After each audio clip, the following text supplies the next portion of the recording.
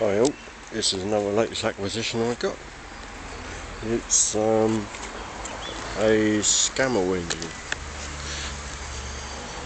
Most unusual. I've never seen one of these makes with a switch on them. As you see, she's air cooled.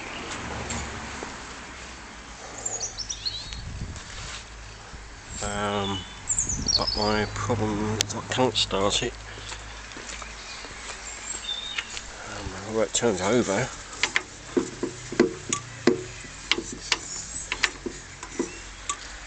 But I'm missing a piece of the Kickstarter. I'll go around the other side again. You'll see what I mean. It's disappeared.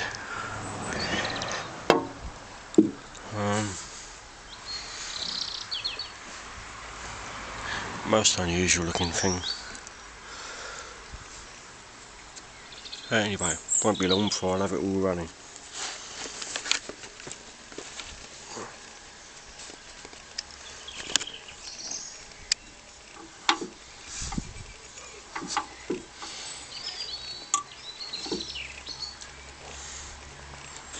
Okay, thanks for looking.